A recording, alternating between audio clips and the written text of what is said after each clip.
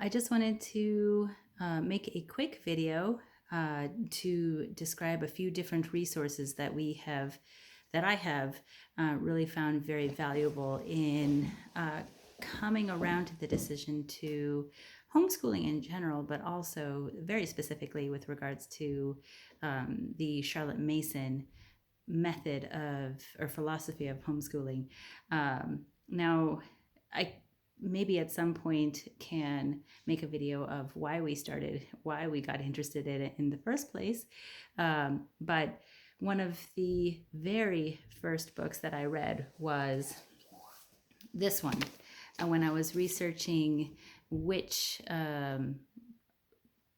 way to homeschool there, because there are so very many. This one was kind of like the gateway drug. So The Well-Trained Mind by Susan Weisbauer, who makes a whole number of phenomenal material. But this is a guide to classical education. So this has really, honestly, a very, very step-by-step, very detailed account of how one could classically educate their child at home.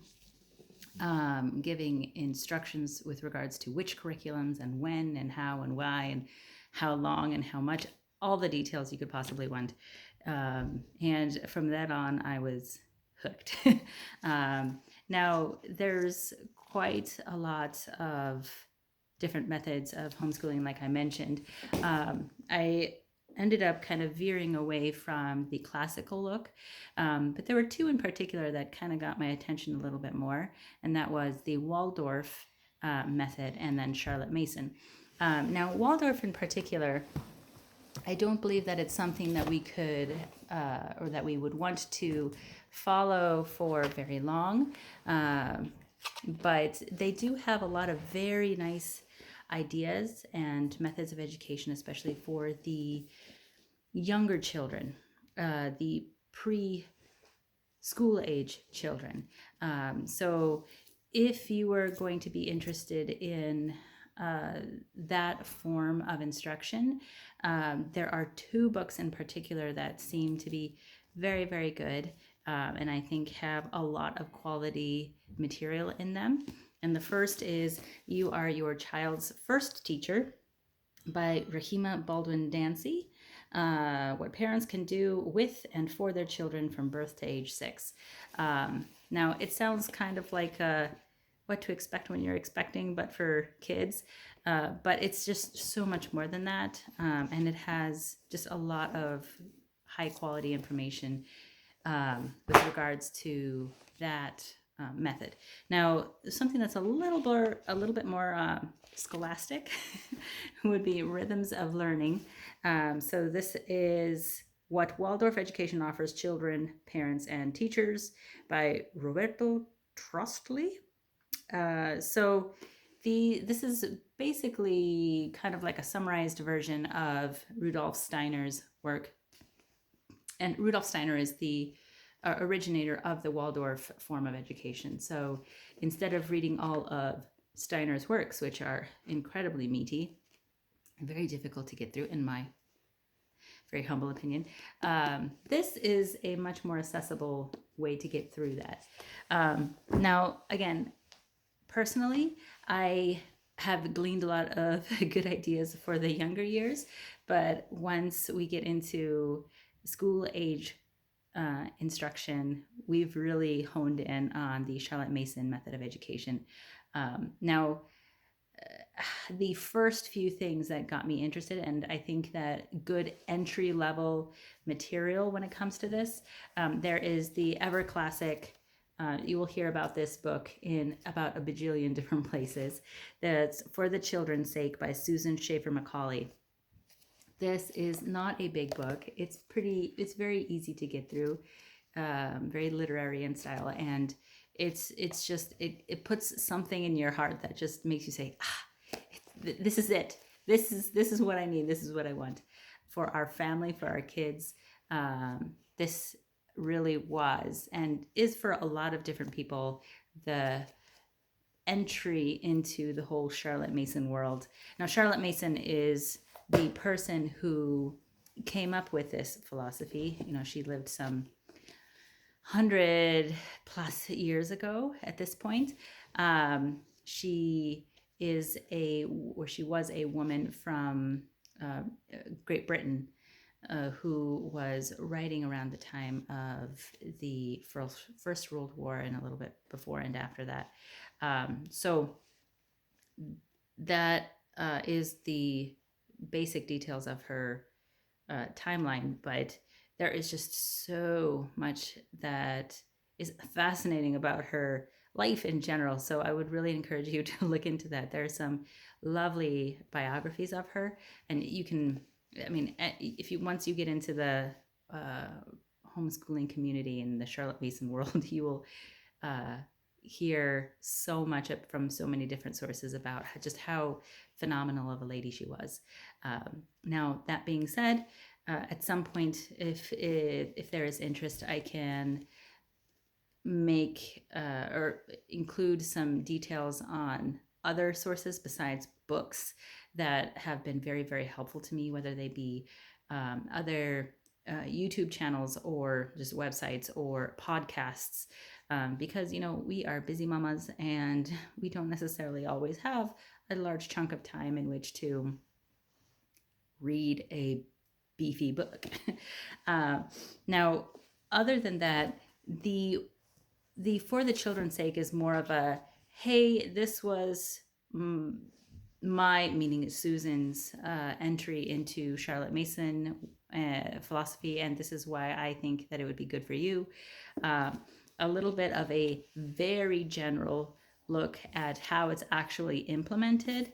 I found this to be helpful, the Charlotte Mason Companion by Karen Andriola. Now, Karen Andriola really was instrumental in getting Charlotte Mason's volumes reprinted. They had gone out of print, and she found an old copy and basically made it happen and worked with a company to bring it back into the world, and is instrumental in bringing the interest back to the United States and around the world with regards to that.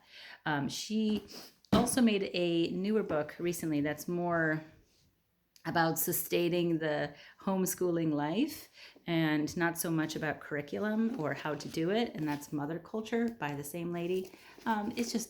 These books are darling. She has a lot of just really old school artwork and pictures in there, but it's just more of a pick-me-up. This is not really curriculum specific or heavy, but it's just a feel-good book. Now, one thing that I found that was Charlotte Mason, but for the Catholic home, is something that is out of print, but I found to be so comforting and reassuring and just all the good feels, was Real Learning, Education in the Heart of the Home by Elizabeth Foss. So if you can find this, and if you are a Catholic family interested in the Charlotte Mason philosophy, see if you can find this. I got lucky. I found it used for relatively dirt cheap. I think it was under $10, I think.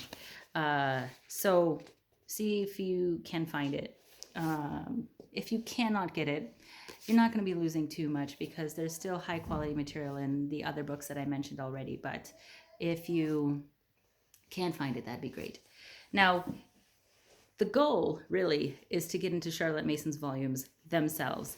Now, it's a lot, and I will admit up front, I have not read them all. This is it. So it starts off with home education, and there's 5 other volumes, but that's considered to be the first volume. I also got this one. This is an annotated edition. This one is annotated by Rachel Lebowitz, who is the founder of the Plenary, the Charlotte Mason Plenary, which is a Charlotte Mason curriculum, which I do not use, so I don't know, I can't give any details about it. But I found this actually to be so helpful, and I find myself reading from this so much more from the volumes themselves. This is just it's the exact same words. There is no revising here at all, but it gives little annotations on the side with so giving details on when she mentions this person or this event. This is what she's talking about, because again, she was writing 100 years ago, and she references a lot of people or events that were happening in Great Britain around the time that I and you may not be familiar with. Certain things that were considered to be common knowledge at the time, but no longer are in this time and in this place. So let me see if I can give you an example.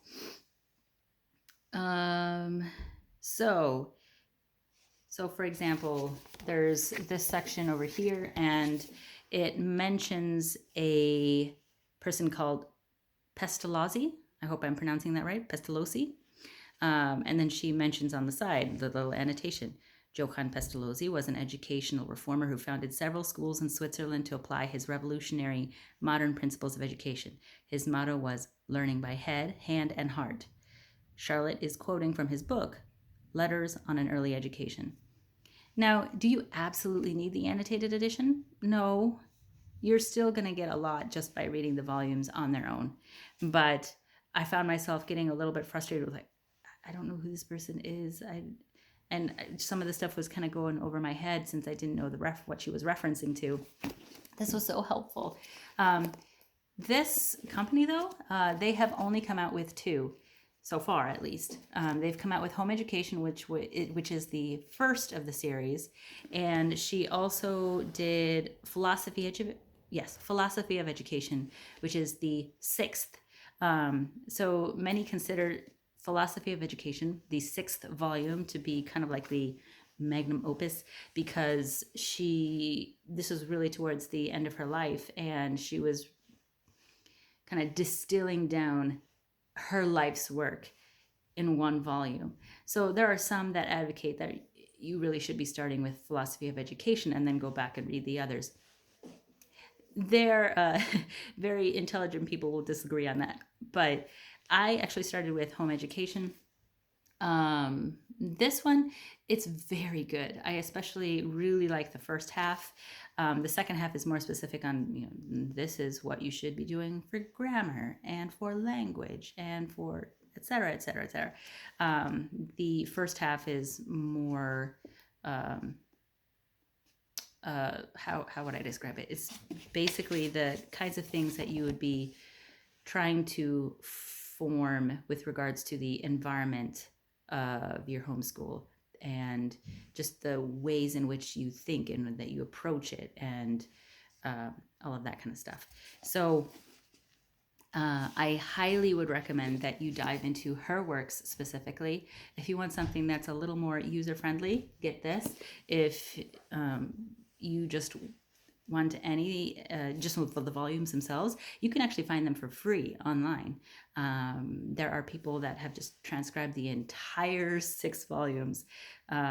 So if you are not sure if you want to commit the money for the volumes themselves, you can read it for free. I'm not 100% certain about this, but I think you might even be able to hear it for free in a kind of like an audiobook fashion. But I'm not 100% certain on that. But in any case, these are beefy, so a lot of people are very intimidated by this, but just take it little piece at a time, little piece at a time. I've been looking into this for quite a long time now.